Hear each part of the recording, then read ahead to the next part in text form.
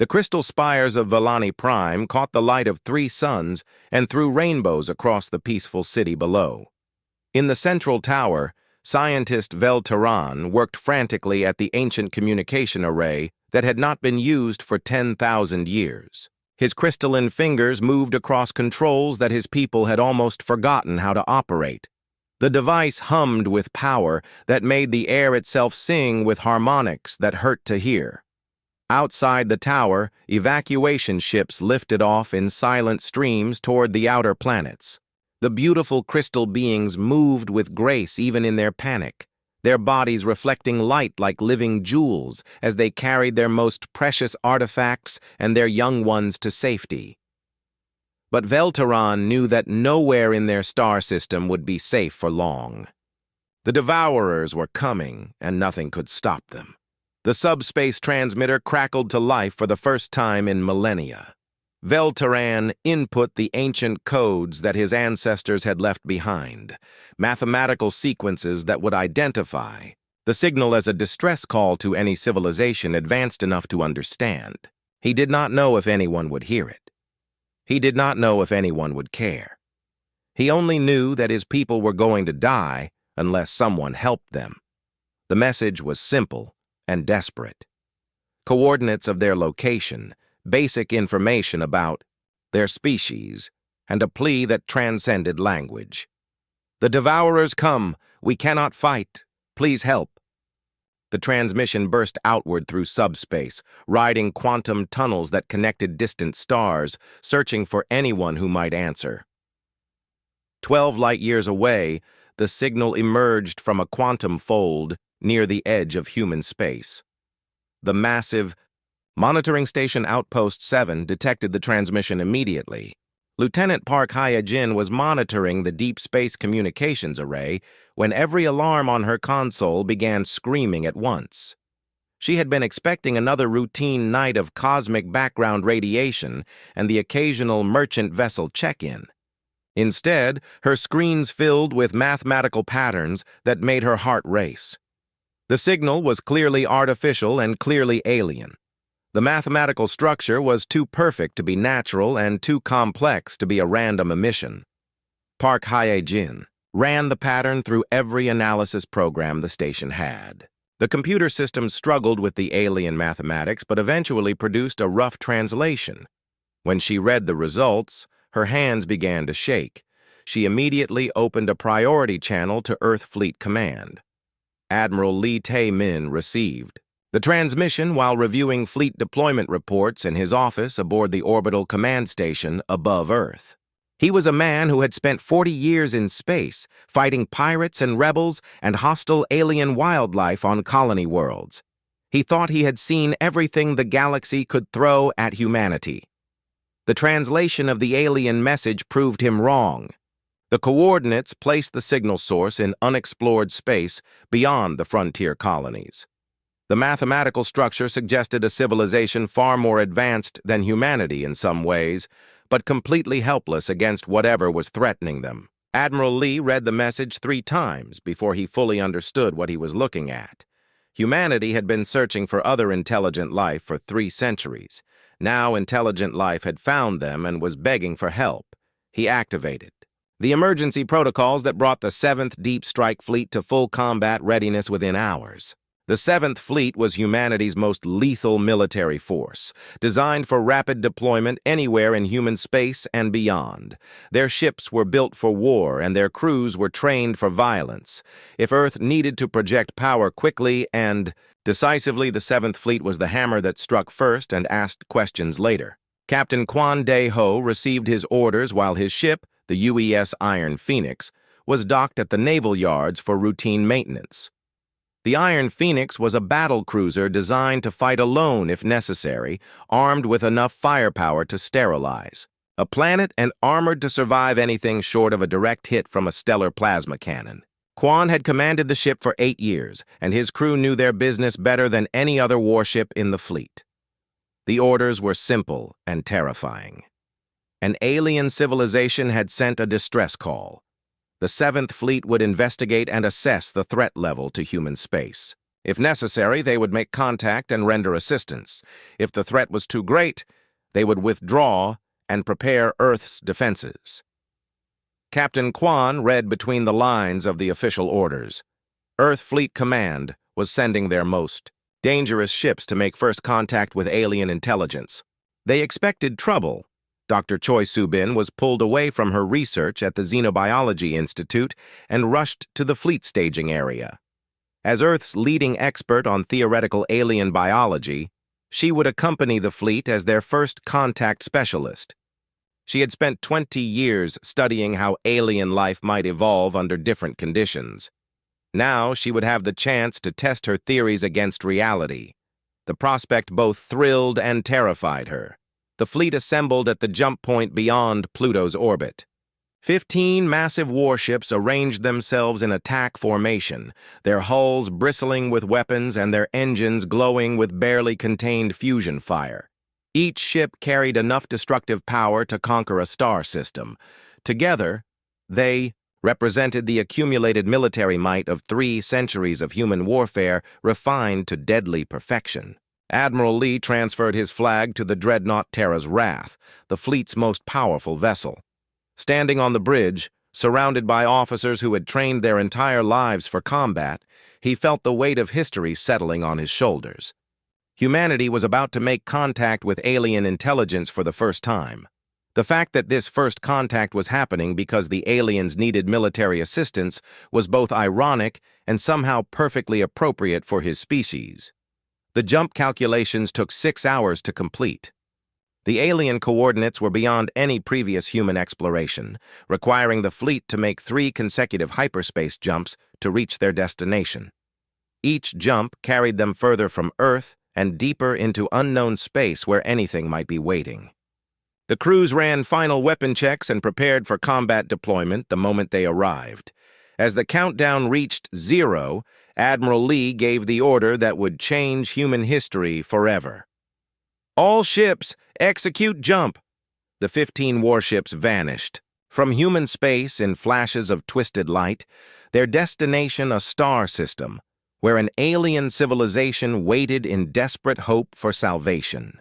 They had asked for help, and humanity was answering with the only language it spoke fluently. Overwhelming force applied with surgical precision. The quantum tunnels collapsed behind them, cutting the fleet off from Earth until they could establish a communication relay.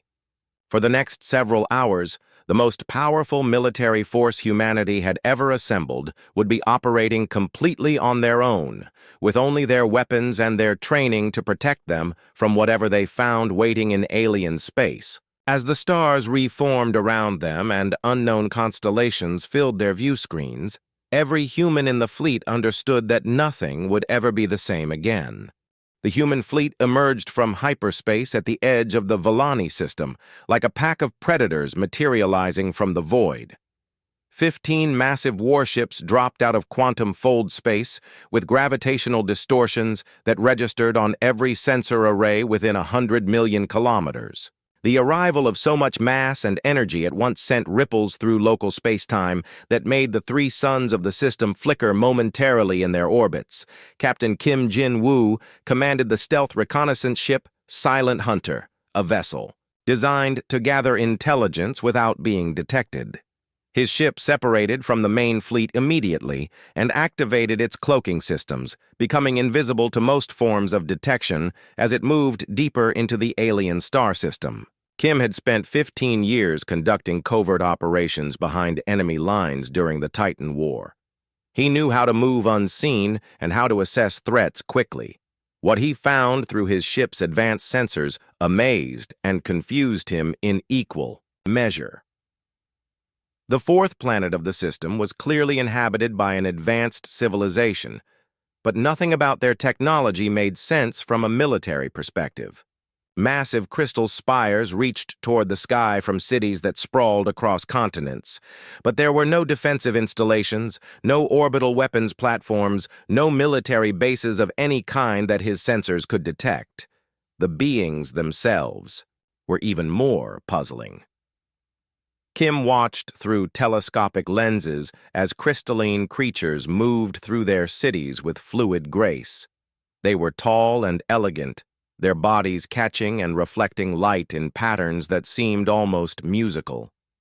Their technology was clearly advanced, far beyond anything humanity had achieved in some areas, but it was completely oriented toward peaceful purposes: art, science, communication, transportation, but no weapons anywhere.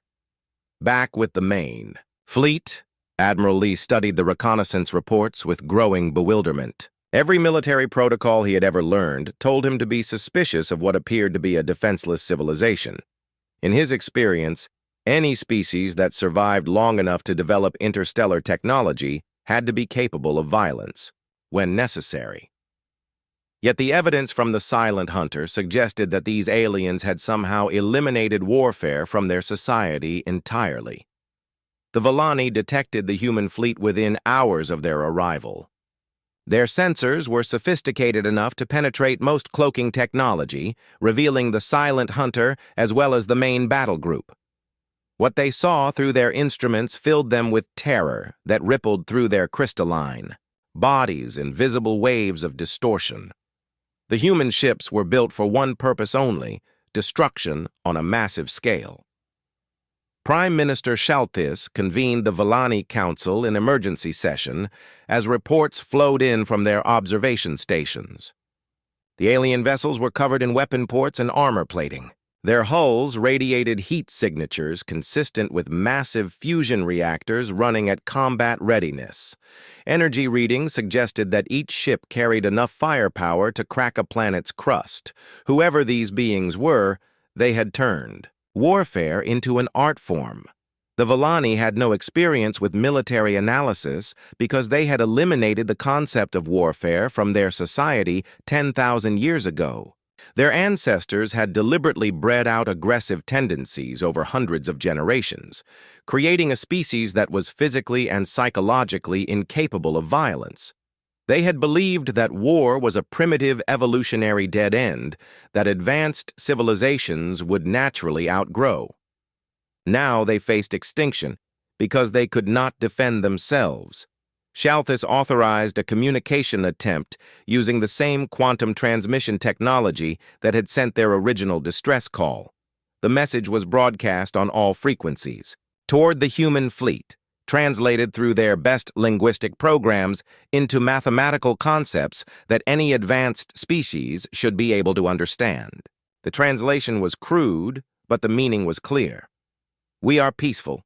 Please do not attack us. We sent the signal asking for help."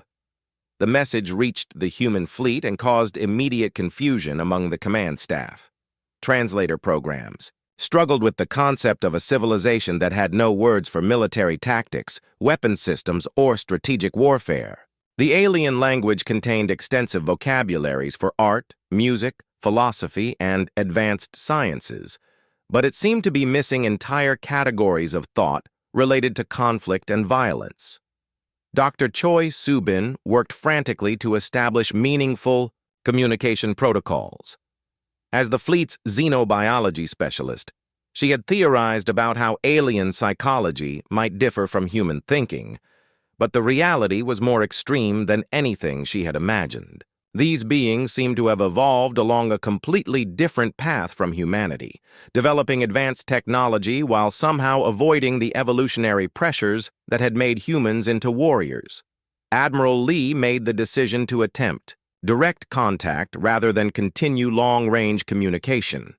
He selected a small diplomatic team led by Colonel Song Mi-rae, a veteran officer with extensive experience in negotiating with hostile alien species during humanity's expansion into space. Song had successfully established trade agreements with 3 different non-human civilizations, though none of them had been truly intelligent by human standards. The diplomatic shuttle approached the largest Volani city ship, a magnificent crystalline vessel that seemed to be grown rather than built. The Volani vessel was 10 times larger than the human shuttle, but contained no weapons of any kind. Its hull was transparent in places, revealing vast gardens and art galleries floating in zero gravity. The human diplomatic team had never seen anything like it, Song Mi-Ray and her team were invited aboard the Vellani ship through docking ports that had clearly never been designed for military vessels. The interior was a marvel of biological engineering, with corridors that curved like living tissue and walls that pulsed with gentle bioluminescence. Everything was designed for beauty and comfort rather than efficiency or defense. The first face-to-face meeting between humans and Vellani took place in a chamber that was part conference room and part art gallery. The crystalline aliens were even more beautiful in person than they had appeared through telescopes. Their bodies were translucent and seemed to be made of living crystal that caught and refracted light in patterns that hurt to look at directly. They moved with perfect grace, but there was a fragility about them that suggested they had never known violence of any kind. Prime Minister Shalthis spoke through translation devices that converted his harmonic voice patterns into human language. The conversation was halting and difficult because the two species had such different frameworks for understanding the universe.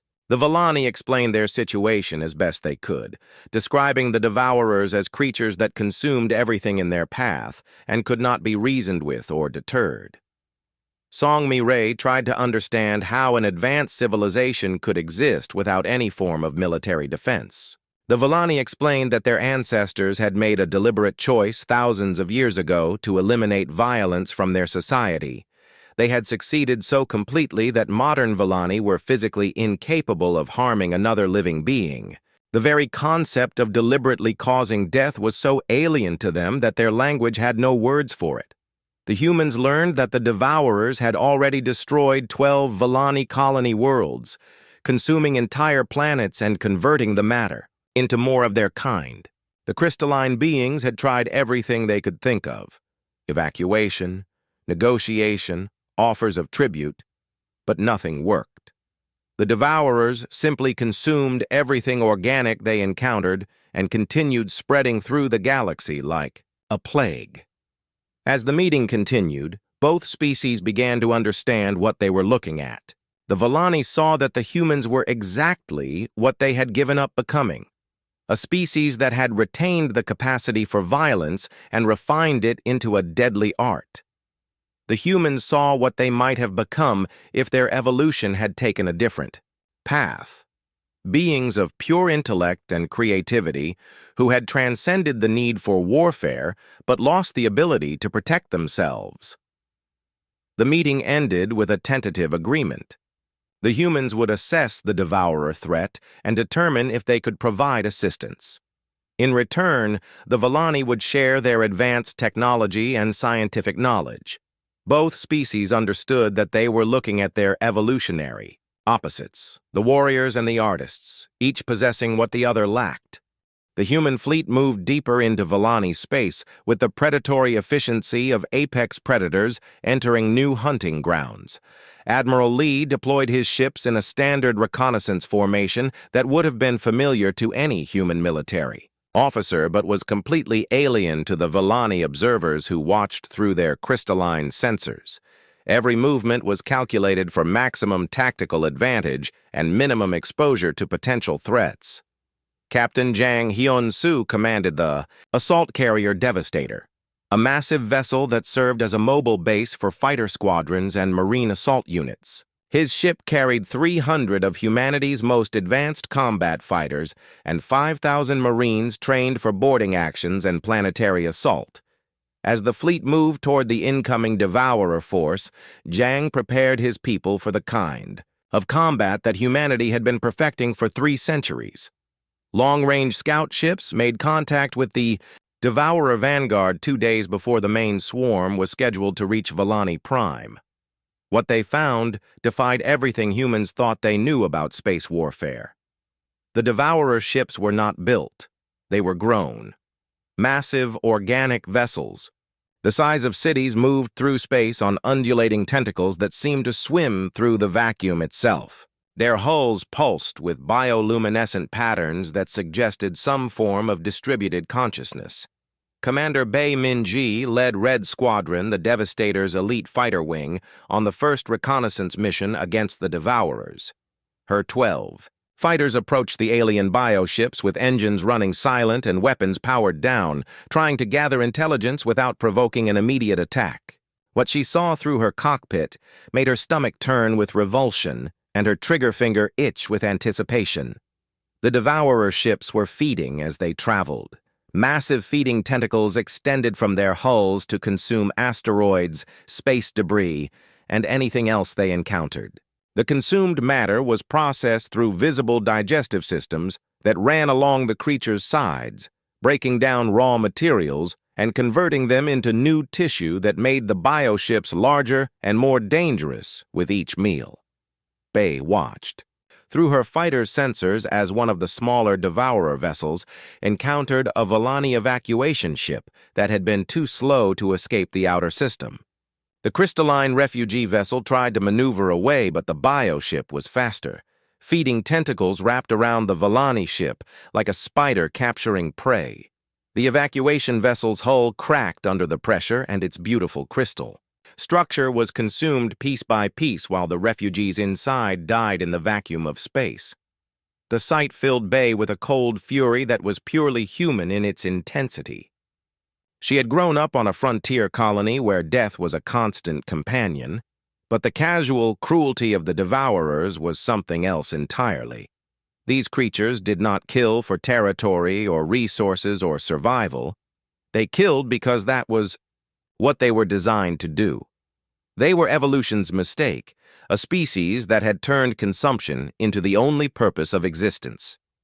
Intelligence analyst Lim Yun-A studied the tactical data from the reconnaissance missions and began to understand the enemy they were facing. The Devourers moved in swarm patterns that prioritized feeding efficiency over tactical considerations. They had never developed sophisticated military strategies because they had never encountered prey that fought back effectively. Every species they had consumed had been overwhelmed by their numbers and feeding efficiency. The bioships themselves were marvels of predatory evolution, but they had critical weaknesses that a military mind could exploit. Their feeding systems were designed to process passive matter and energy sources. They could consume and convert almost anything organic, but their digestive systems were optimized for prey that did not resist.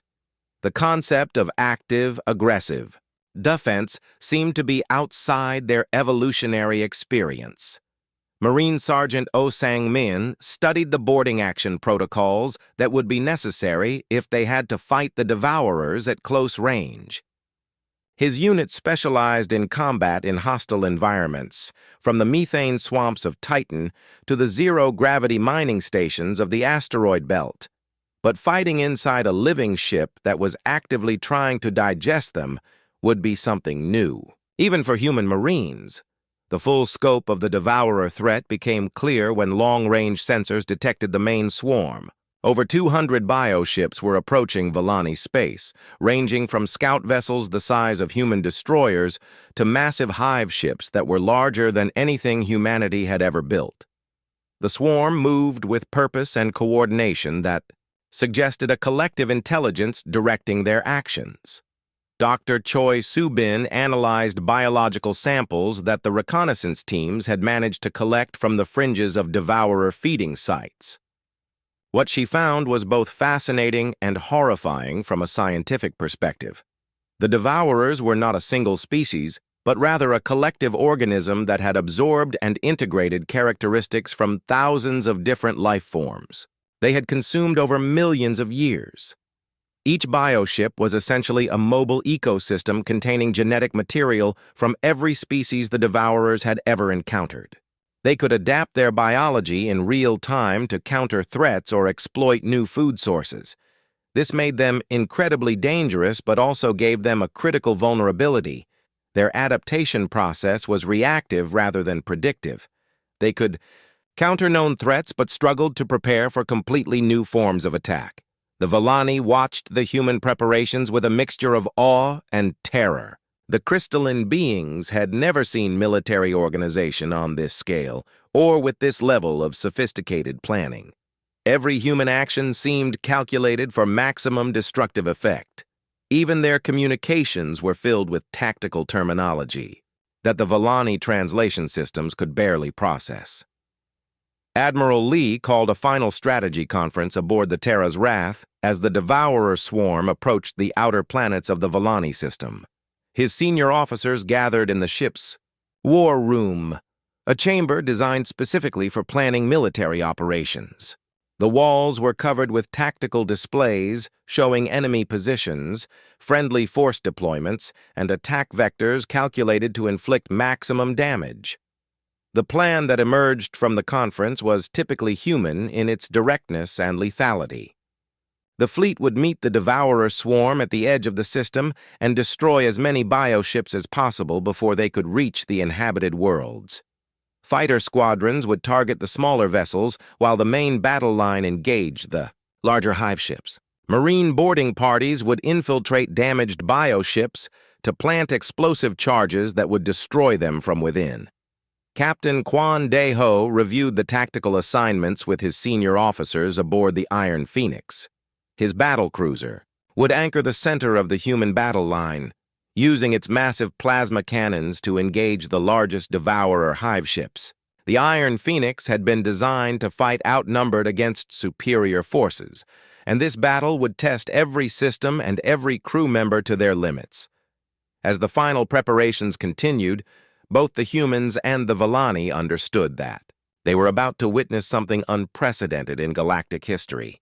A species that had evolved beyond violence was about to be defended by a species that had turned violence into an art form. The outcome would determine not just the fate of the Volani civilization, but the future relationship between the warriors and the artists of the galaxy. The Devourer swarm continued its approach, unaware that for the first time in their existence, they were about to encounter prey that would fight back with a ferocity that matched their own hunger. The children of Earth were ready for war, and they would teach the galaxy what happened when Deathworlders decided to protect something precious. The battle began when the first Devourer scout ships encountered the human picket line at the edge of the Volani system. What the bioships expected to find was another defenseless civilization waiting to be consumed like all the others they had encountered across the galaxy. Instead, they found 15 human warships arranged in perfect battle formation, their weapons charged and their crews eager for combat. Captain Seo Jun-ho stood on the bridge of the dreadnought Terra's Wrath and watched the enemy approach on his tactical displays. The massive bioships moved with organic grace through space, their tentacles undulating in patterns that would have been beautiful if not for their deadly purpose. Each creature was the size of a small city and covered with feeding appendages, designed to consume everything they touched.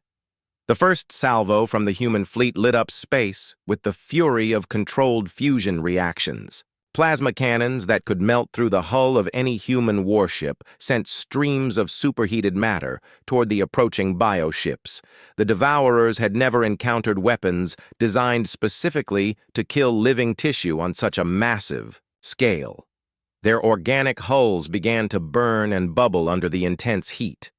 Engineer No Hae-won pushed the Terra's Wrath reactor systems beyond their normal safety limits, channeling power to the main battery that would have caused automatic shutdowns under peacetime protocols. She had learned her trade maintaining fusion plants on the frontier colonies, where equipment failure meant death for everyone on the planet.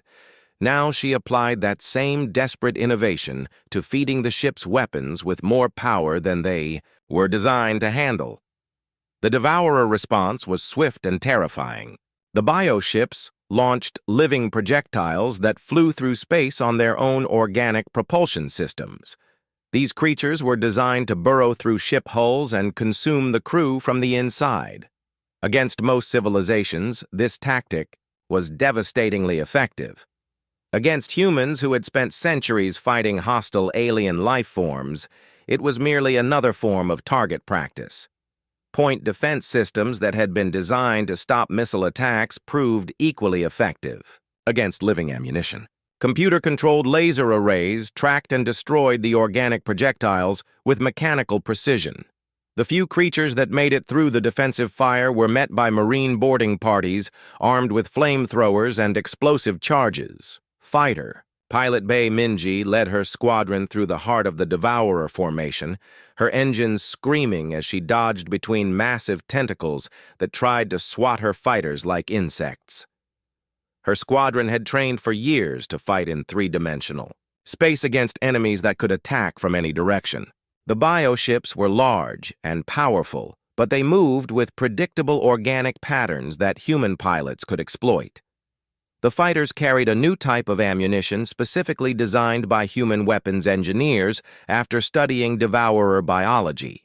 The missiles were programmed to be consumed by the bioships' feeding systems and then detonate inside their digestive chambers. The explosions tore through the creatures' internal organs, killing them from within in ways their evolutionary experience had never prepared them for. Marine General Kwon Dong-hyun coordinated boarding actions against damaged bioships from his command center aboard the assault carrier Devastator. His Marines were the finest close combat troops humanity had ever produced, trained to fight in any environment from the frozen wastes of Pluto to the crushing gravity of gas giant moons. Now they would test their skills inside living ships that were actively trying to digest them. The boarding pods launched from human ships like bullets fired from massive guns, penetrating bioship hulls and disgorging their marine passengers into the alien vessel's living corridors. The Marines moved with practiced efficiency through passages that pulsed like arteries, their weapons spitting fire and explosive rounds that prevented the bioships from regenerating damage. Sergeant Oh Sang-min led his squad through the digestive chambers of a dying hive ship, placing explosive charges in critical locations while fighting off defensive organisms that the bioship released like white blood cells. The creatures were fearsome, but they had evolved to fight infections and parasites, not armed humans in powered armor who understood exactly where to place charges for maximum structural damage. The Vellani watched the battle from their monitoring stations with emotions their language had no words to express. They were witnessing the application of organized violence on a scale that their peaceful civilization had never imagined possible. Every human action was calculated for maximum lethality, from the precise targeting of weapon systems to the coordinated movement of fighter squadrons. Psychological warfare specialist Yang Yu-ri analyzed the Devourer communications intercepts and discovered something that made her smile with predatory satisfaction. The bioships were experiencing something completely outside their evolutionary experience, coordinated resistance from prey that was actually more dangerous than they were. The hive mind that connected the swarm was beginning to show signs of confusion and panic. The turning point of the battle came when Captain Kwon Dae-ho's battlecruiser Iron Phoenix engaged the largest Devourer hive ship in single combat. The bioship was 3 times larger than the human vessel and covered with feeding tentacles that could have crushed the Iron Phoenix like an egg. But size meant nothing when faced with weapons designed by a species that had learned to kill efficiently or die. The Iron Phoenix's main battery consisted of 4 massive plasma cannons that drew power directly from the ship's fusion core. When all 4 weapons fired simultaneously, they created a beam of coherent energy that burned through space like a miniature star. The blast struck the hive ship's center mass and burned completely through its living hull, cauterizing the wound so quickly that the creature's regenerative systems could not respond. The death of the hive ship sent shock waves through the Devourer collective consciousness. For the first time in their existence as a species, they had encountered prey that could kill their largest and most powerful individuals. The remaining bioships began to show behaviors that human military observers recognized as retreat patterns. But the humans were not finished. Admiral Lee had studied the tactical reports from previous Devourer attacks on other civilizations. He knew that allowing any of the bioships to escape would mean they would return with adapted defenses and greater numbers. The only way to protect the Vellani permanently was to destroy the entire swarm. The pursuit phase of the battle demonstrated human military doctrine at its most ruthless. Damaged bioships that tried to flee were hunted down by fighter squadrons and destroyed before they could regenerate. Marine boarding parties continued their work inside captured vessels, ensuring that every devourer organism was killed before the bioships could be abandoned. Chief Engineer No Hai Wan managed the complex task of keeping the Terra's Wrath operational, while its reactor systems ran at 120% of normal capacity. The ship's hull began to glow with excess heat, but the weapons never stopped firing. She had learned during the Titan War that sometimes you had to risk everything to protect what mattered most.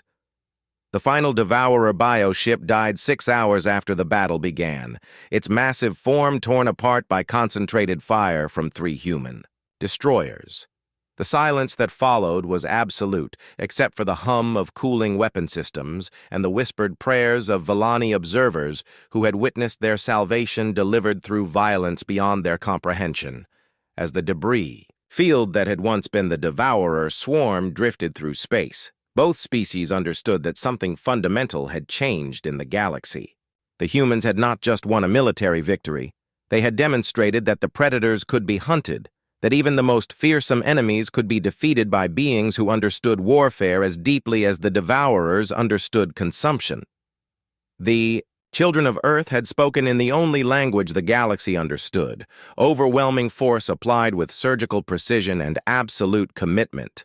The Vellani were safe, but now they had to live with the knowledge that their beautiful, peaceful civilization existed only because somewhere in space, human warships stood ready to kill anything that threatened them.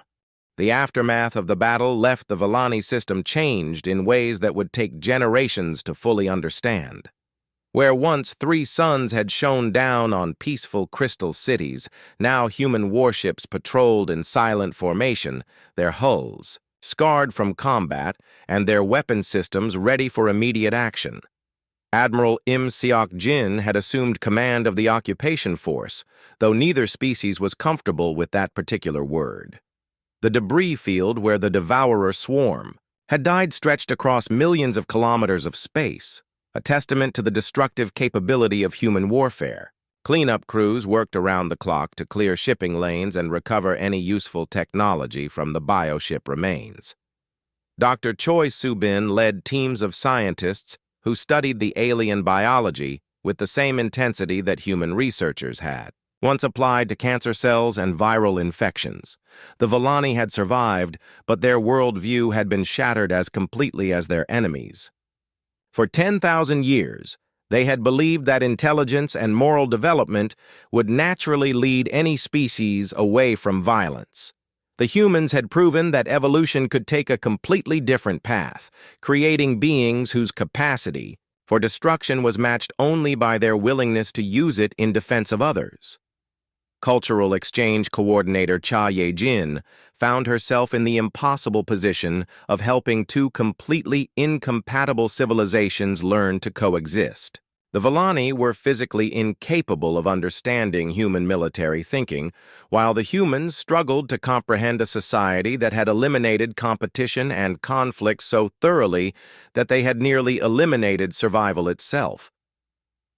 The human occupation fleet faced challenges that no military manual had ever addressed. How do you protect a species that cannot protect itself without becoming their permanent guardians? How do you maintain military readiness in a system where the local population finds your very existence traumatic? Admiral Im had fought in 3 different wars, but none of them had prepared him for the psychological complexity of liberating people who feared their liberators. The Vellani government struggled with similar questions. Prime Minister Shalthais had to explain to his people why their salvation had come through violence that contradicted everything their civilization valued.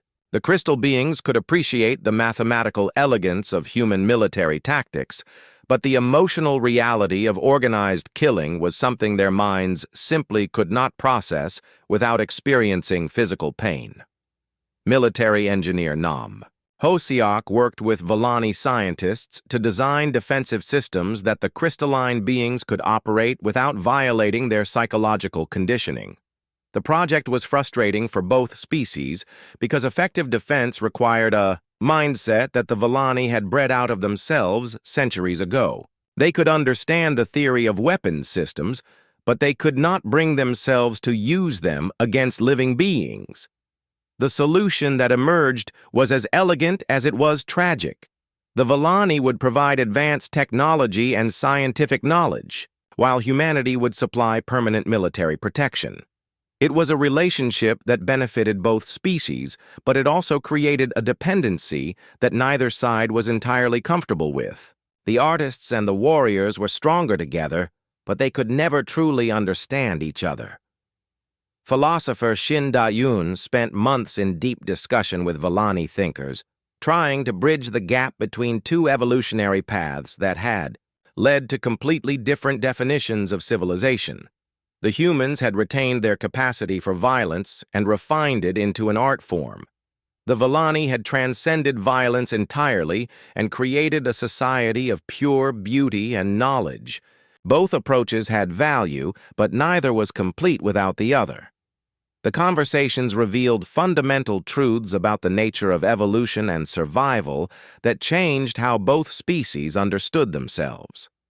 The humans learned that their aggressive instincts were not a flaw to be overcome, but rather a gift that allowed them to protect things worth preserving. The Volani discovered that their peaceful nature was not weakness, but rather an achievement that required strength to maintain. News of the human victory spread through subspace communication networks to every corner of the galaxy. Other civilizations that had survived devourer attacks by hiding or fleeing began to reconsider their defensive strategies. Some sent cautious diplomatic feelers toward human space, hoping to establish the same kind of protection arrangement that the Volani enjoyed. The first to arrive were the Kithara, a species of energy beings who had lost 3 colony worlds to devourer attacks. They offered advanced power generation technology in exchange for human military protection. Admiral Im found himself negotiating treaties that Earth Fleet Command had never imagined would be necessary.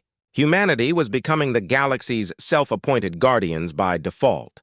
More species followed as word spread that the humans had not just defeated the devourers but completely annihilated them.